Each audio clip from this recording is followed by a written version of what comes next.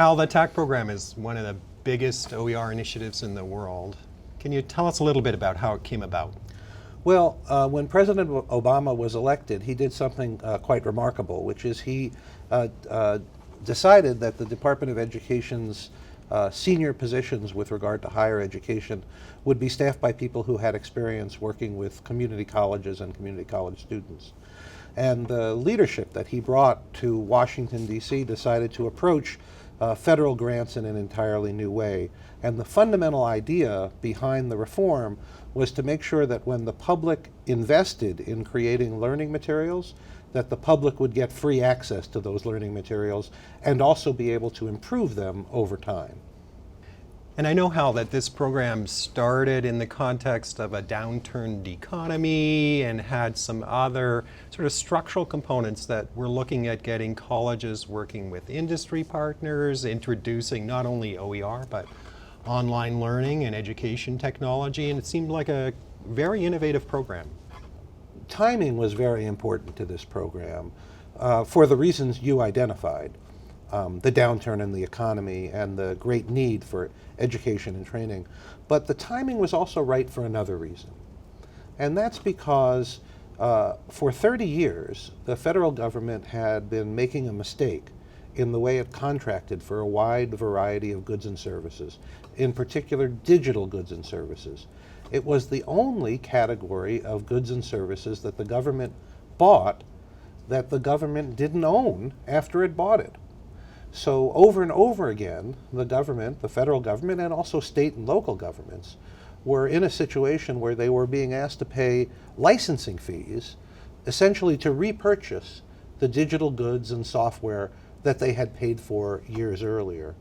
And President Obama's election and the change in philosophy in Washington resulted in a lot of people coming to Washington who understood how technology works and who understand that the public can actually own the software that the public pays for.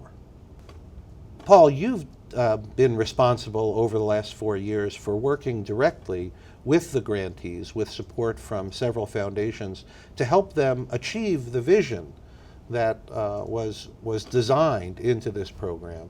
And it's a very big leap for many of these organizations to do things in an entirely different way. How does the implementation match up with the vision that was built into the design of this program?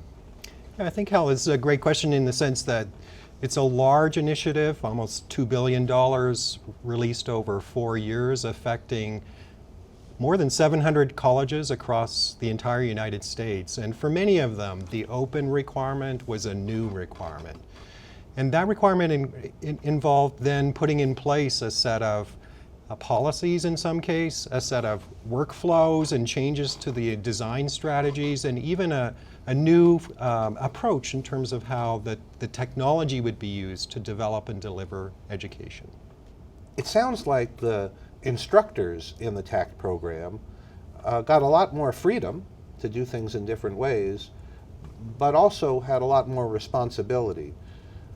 What effect does that have on instructors when they are invited to either create or use open educational resources? I think this whole aspect of the faculty engagement with this process has been fascinating. For many faculty, they've authored materials autonomously, almost like lone rangers for years. And now for the first time, they actually have the opportunity to look at existing resources that are available in the form of OER and draw on those resources to help their curricular development activities. And they also, for the first time, are realizing that the resources they create will become something their peers see, something the public sees, and something students see. So there's a bit of a peer review process there that I believe raises the quality of the resources over time. When we surveyed the landscape of community colleges across the country at the beginning of this program in 2009, we realized that many colleges were creating or asking students to purchase materials that were essentially similar or identical across a great variety of programs. In other words, the government was paying for the same thing over and over again, year after year, often paying for these things through financial aid budgets, where the student was given financial aid, but a lot of their financial aid was absorbed by these redundant costs. Are we able to take costs out of the system by encouraging the creation of material that can be shared across institutions? I think this is one of the biggest both existing benefits and also opportunities. When you look at the TAACCCT program, it's clustered typically into 5 main areas of development: manufacturing, health, energy, transportation, and IT. Those tend to be the high growth industry sectors that colleges are creating academic programs for.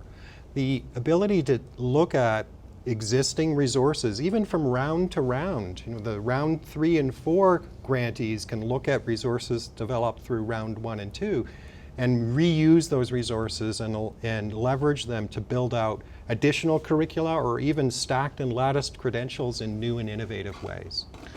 And when the material is open, one of the things you've been overseeing is these relationships that are developing between colleges and local employers, so that the skills that are taught in community colleges more closely match the openings or needs that the employers may have.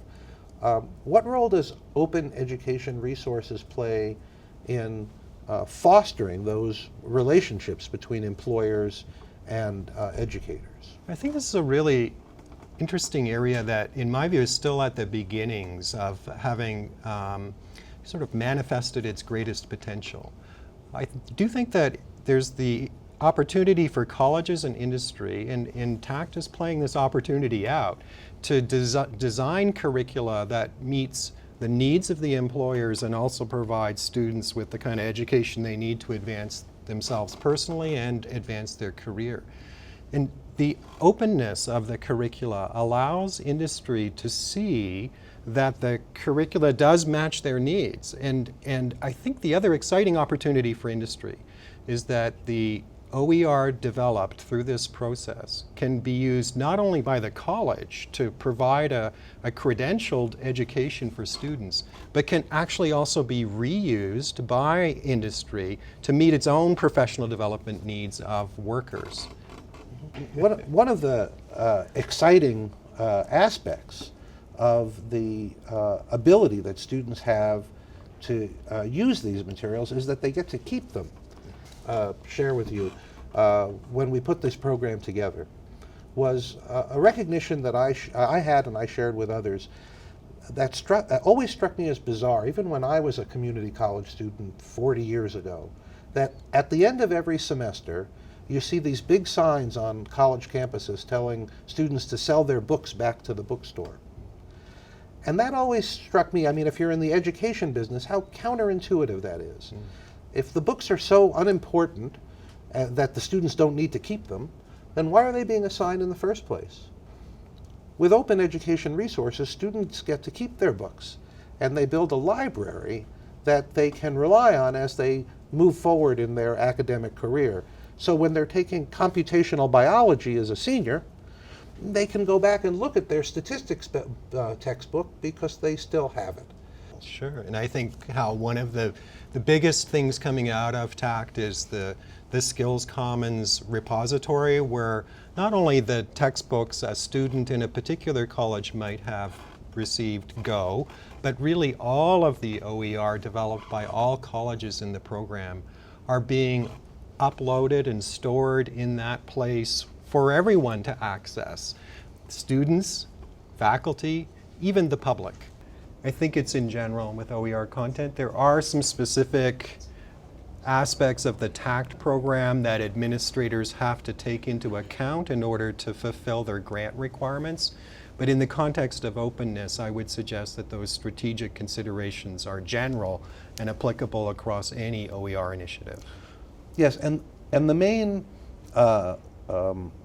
regulatory reform that was made in the TAACCCT program was the insertion of a new requirement that all of the intellectual property produced with the grants had to be released with an open intellectual property license.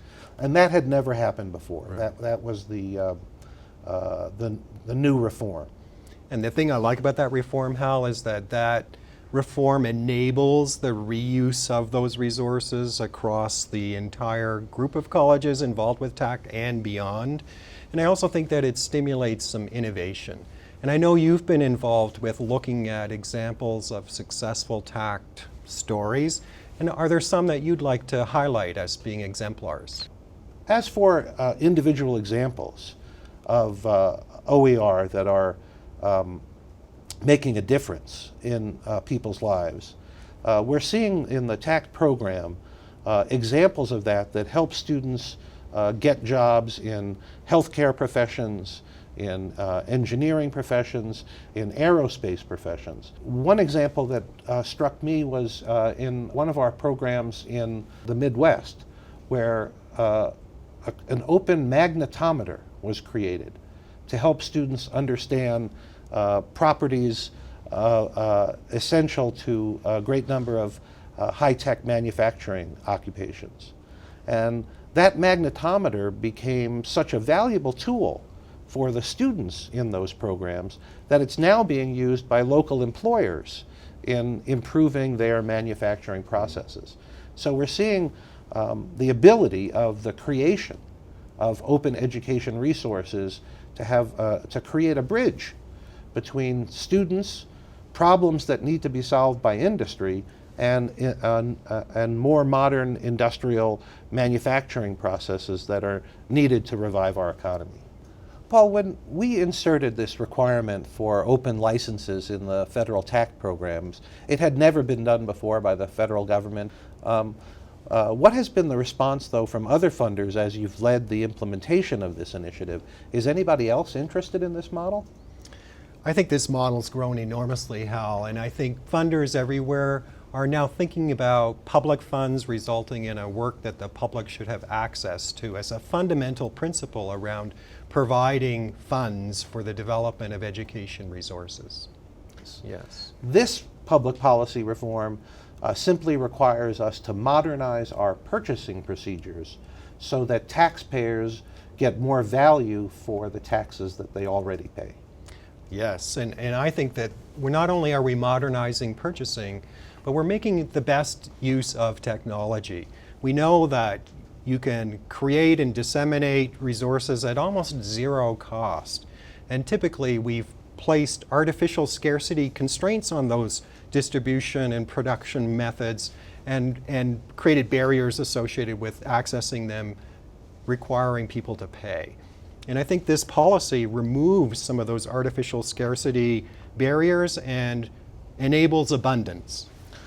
The phrase you use, artificial scarcity, can you describe what that means a little bit in depth? Why is the scarcity necessary? Who benefits from the scarcity? I think that the scarcity has been a long tradition in the software industry, where we've seen that it's possible to create digital goods and then, of course, distribute and make copies of those digital goods for almost $0, but people want to recover the cost that they've invested in creating that digital asset. In the case of public funds, it's the government that's made the public investment. There's really no reason to provide that or to insist on a constraint that implements artificial scarcity when really you want the abundance to happen. You want the resource to be distributed as widely as possible and used as much as possible, because that maximizes your return on investment. And so I think that this is new thinking being brought to the table, made possible by technology, but an acknowledgement that perhaps the traditional practices of artificial scarcity and how technology has been delivered aren't appropriate for the public sector. Paul, as you know, when we were designing the TAACCCT program, we were in the worst economic downturn since the Great Depression. And one of the main goals was to make sure that we were developing materials that was not only open and free, but materials that would lead students as rapidly as possible into high-wage jobs in fast-growing industries.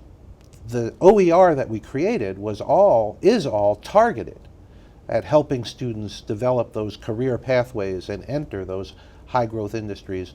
Why does it matter that the program was, the OER program was nested inside this larger objective. And what does that mean for the future of these resources? I think the larger objective is a really important component to this whole initiative, Hal. It's not enough to do OER just for the sake of doing OER. I think that they need to be contextually situated to provide a real benefit. And so in this case, requiring the colleges to work with their public workforce system to determine where were the job opportunities, what were the high growth industry sectors that potentially there was a need for graduates to fulfill.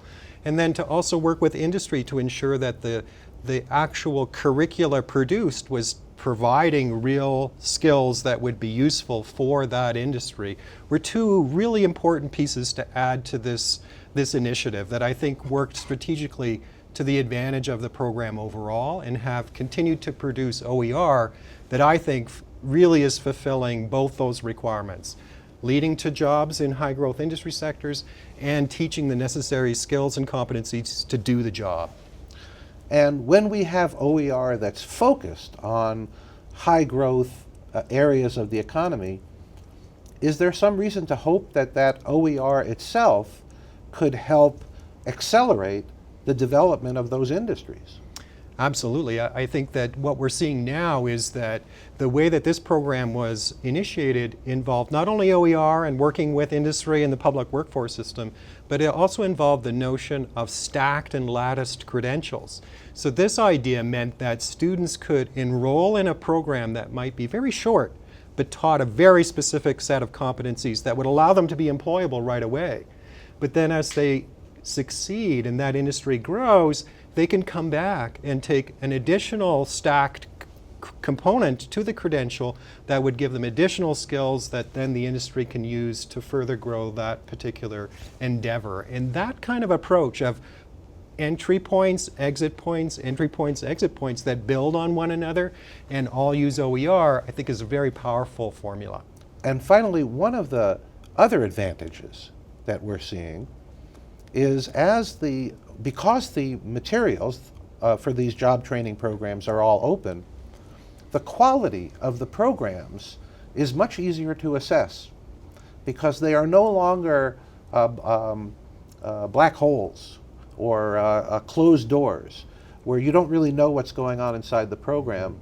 And now we're asking all of the educators and the job trainers who've received these funds to share their work. Yeah. And when that happens, we see an improvement in the transparency of the programs. When the programs become more transparent, what effect do you think that has on them going forward? I think there's several effects, Hal, and I think one potential that you haven't mentioned that I want to highlight is we have a scenario here where we can create an end-to-end solution for students in particular that would take them from being I'm interested in a job to knowing what the job opportunities are, because now we have data that could be fed to the student, and that transparency allows them to see where their real opportunities are, to then being able to understand, well, if I want to pursue that job, what skills do I need to have in order to take on that job, and be able to match the skills required to the job prospect. And then, because there now are OER, to actually then look at educational resources that teach those skills and begin to assess your own skill set against those and also your own interest against those. And eventually even be able to then see, well, who created those OER and are they a provider in my region that I might consider enrolling in? And so you have this kind of trajectory of transparency at every step of the way that I think is a really powerful new way of thinking about how we engage students and how we encourage them to pursue particular careers that have a real impact on our economy. And some of the benefits can be even more prosaic. I had one TAACCCT participating professor who had been using learning materials that she had produced in her class for 20 years. And she was happy to release them as open education resources as part of the TAACCCT program, so she put them online. And within 2 weeks, somebody in India, I think it was, pointed out an error that was in the materials that had been there for 20 years. And but because more people were now looking at the materials, she was able to identify and correct the error. She was astonished that the error had been there for so long and that none of her students had ever pointed it out to her. But it was only when she shared the materials with a larger group of practitioners that one of her colleagues could point out a mistake that had inadvertently been inserted. So the transparency can improve the quality in ways that you can't even predict. And I think we have a real potential now, Hal, to look at forming communities of faculty and instructional designers who all share a common interest in a particular sector, let's say it's health or manufacturing, across all the colleges, who agree to collaborate and coordinate on curating a collection of resources that are relevant and useful for their courses and programs, and then improving them collectively over time together to maximize the quality for all. One of the challenges around a program like this, Hal, is there's a grant fund allotted, it lasts for a certain period of time, and then what? I think in this TAACCCT program, one of the exciting opportunities is to look at how this is affecting the sustainability of these college initiatives beyond just the grant duration. And I'll just highlight a few of the ways that I'm starting to see this happen. Many of the colleges and regions, because the grants have been state by state, are starting to think about their legacy. What's the legacy we're building out with these funds? How are rounds 1 and 2 being built on by rounds 3 and 4 to create a long-lasting initiative that will go well beyond the current grant duration? That's one thing. They're all thinking about legacy. I think they're also recognizing that some of these practices that you've been identifying are now being integrated into the regular daily workflow associated with how colleges do their work. And that's a transformational change that will continue on and on and on into the future. I think many of them are also looking to leverage their work against national competency-based standards that exist for many of these sectors, such that the credential they're building matches up against a national competency standard and can continue to evolve and involve more and more partners from around the country. So they're starting to broaden their participation from, say, the single college grant that they got or a consortia grant to a larger collection of participants to maximize this over the long term. And for me, the important thing to always remember is that open educational resources is not a product, it's a process. Yes. And once the funding for the product that's being created with an individual effort goes away, what remains is the process. And the process is the most important ingredient in open education resources. Right on.